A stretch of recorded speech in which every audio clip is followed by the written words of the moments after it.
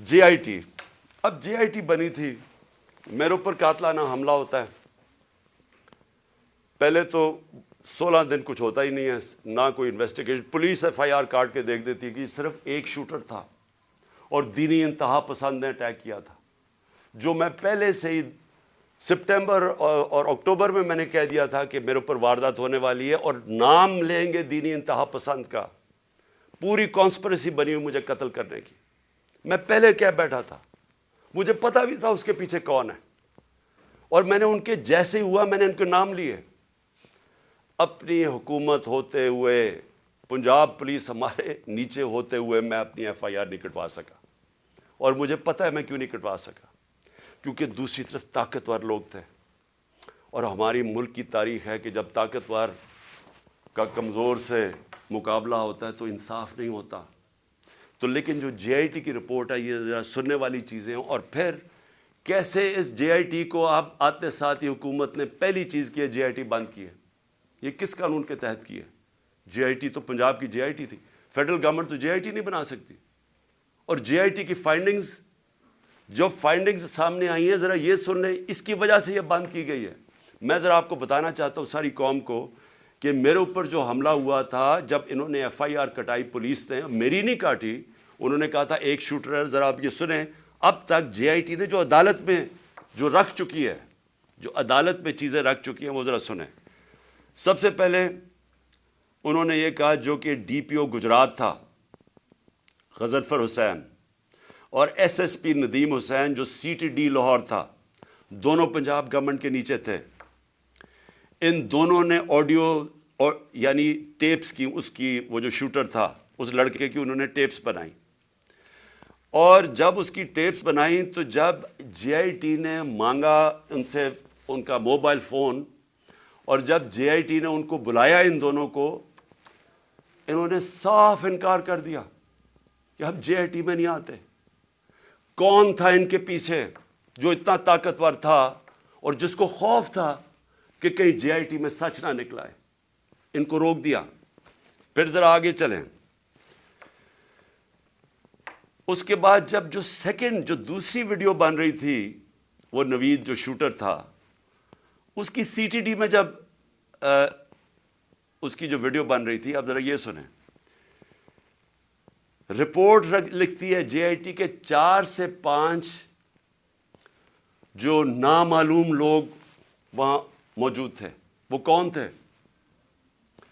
Police C T D کے اندر اس کی بنایا جا رہا ہے اس کا سیکنڈ ویڈیو, اور وہ بھی اس کی کون سا قانون اجازت دیتا ہے کہ پولیس ویڈیوز بنا کے ریلیز کرتی رہے میڈیا کو؟ لیکن وہاں جو سب سے زیادہ چیز ہے, 4 اور 5 وہ جے آئی ٹی کہتی ہے نامعلوم لوگ وہاں بیٹھے ہوئے تھے. یہ کون تھے؟ پھر اسٹیبلش ہو جاتا ہے 3 طریقوں سے. آئی وٹنسز, جو گواہ دیکھتے ہیں وہ شوٹر کو 3, ایک فورینزک کے ذریعے, اور ایک پھر فورینزک کے ذریعے یعنی کہ جو خول ملے تھے ان کی گولیوں کے, وہ 3 جگہ سے ملے. اور کرائم سین رپورٹ جو تھی, ان سب نے ثابت کیا کہ 3 شوٹر تھے. یعنی جو انہوں نے رپورٹ بنائی تھی کہ صرف ایک دینی انتہا پسند نے قتل کرنے کی کوشش کی, اس کو سب کو رد کر دیا. اس لیے یہ آتے ساتھ ہی انہوں نے جے آئی ٹی بند کی, کیونکہ میں نے نام تو ایک شہباز شریف کو رانا ثناء اللہ کا لیا ہوا ہے, اور وہی بیٹھے ہوئے فیڈرل گورنمنٹ میں, اور انہوں نے آ کے انہی کے نیچے اب جے آئی ٹی بنے گی. اس لیے میں نے پہلے دن کہا تھا کہ چیف جسٹس صاحب, آپ کے نیچے اگر انکوائری ہوگی تو شاید انصاف ملے. ان کے ہوتے ہوئے, اور وہ جو ایجنسی کا آفیسر ہے ڈرٹی ہیری, مجھے کوئی امید انصاف کی نہیں تھی. اور وہ آپ ذرا دیکھیں کہ جو اس جے آئی ٹی نے جو چیزیں بھی نکالی, اس کے اوپر بھی ذرا دیکھیں کہ انہوں نے کس طرح اس کو بند کرنے کی کوشش کی. پھر یہ ثابت ہو گیا کہ جو لڑکا نوید تھا وہ کوئی دینی انتہا پسند نہیں تھا, اور اس کو ٹریننگ دی گئی تھی پسٹل شوٹنگ کے اندر. کوئی پسٹل شوٹنگ ایسے نہیں کرتا کہ سیدھی ایسے ریپڈ فائر کرے, وہ ٹرینڈ تھا. اور جو 5ویں چیز سامنے آئی, 4 جے آئی ٹی ممبرز کے اوپر پریشر ڈالا گیا. کس نے ڈالا؟ اور انہوں نے اپنی چینج کی رپورٹ جو عدالت میں جو تھی رپورٹ اس کی فائنڈنگ چینج کر دی. اور پھر کیا ہوتا ہے, جو پروسیکیوٹر جنرل ہے,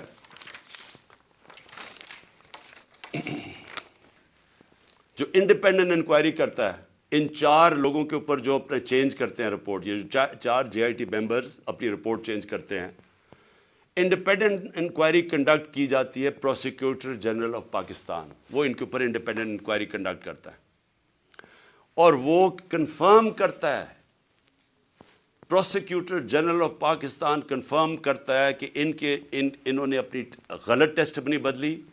3 شوٹرز تھے اور اس نے ریکمینڈ کیا کہ ان کے اوپر کرمنل پروسیڈنگز کی جائیں کہ انکوائری کو سیبوٹاج کرنے کے لیے جو 4 JIT ممبرز نے جنہوں نے چینج کیا ہے. تو میرا سب سے بڑا سوال یہ ہے کہ آتے ساتھ ہی پنجاب گورنمنٹ جب سے یہ آیا ہے, انہوں نے سب سے پہلے کیوں انہوں نے اسٹڈی کر لیتے, دیکھ تو لیتے کہ JIT رپورٹ میں کیا فائنڈنگز ہیں, بڑی تفصیل میں انہوں نے فائنڈنگز دی ہوئی ہیں. آتے ساتھ ہی اس کو کیوں بند کیا؟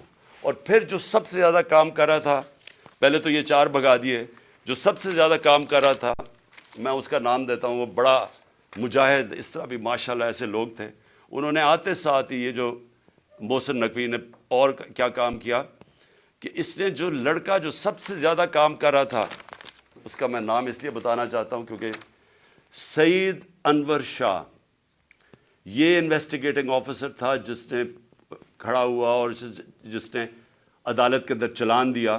انہوں نے آتے ساتھ ہی اس کو سسپینڈ کر دیا.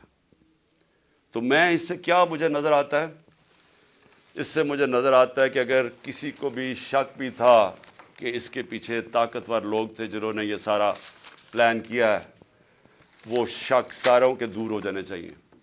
یہ پلان تھی کانسپریسی, اور یہ لوگ یہ جو اوپر بیٹھے ہوئے ہیں شہباز شریف اور وہ جو دوسرا ہے رانا ثناء اللہ, وہ بالکل اس کے اندر ملوث تھے. کیونکہ اگر وہ ملوث نہیں تھے, ان کو کس چیز کا ڈر تھا؟ کیوں وہ یہ بار بار JIT کو سیبوٹاج کرنے کی کوشش کر رہے تھے اور کر دیا؟ کیوں نہیں چلنے دیا JIT کو؟ بعد میں رپورٹس چیلنج ہو سکتی ہیں, اس کے اوپر کیس تو آگے چلتا ہے, لیکن کیوں انہوں نے کیا؟ کیونکہ ہمارے ملک کی تاریخ ہے. لیاقت علی خان کس نے ان کو قتل کیا ابھی تک کبھی نہیں پتہ چلا. بے نظیر بھٹو کوئی پتہ نہیں, ایک دم اس کی جو سین تھا جدھر وہ بیچاری کو شہید کیا گیا, وہ سارا ایک دم کلیئر کر دیا. کس کے انسٹرکشن پہ کیا گیا کوئی کبھی نہیں پتہ چلتا. اس لیے یہ جو پورا کور اپ ہو رہا ہے یہ بھی کیونکہ طاقتور لوگ انوالوڈ ہیں, اس لیے کوئی پوری کوشش ہوگی اس کو کور اپ کرنے کے لیے.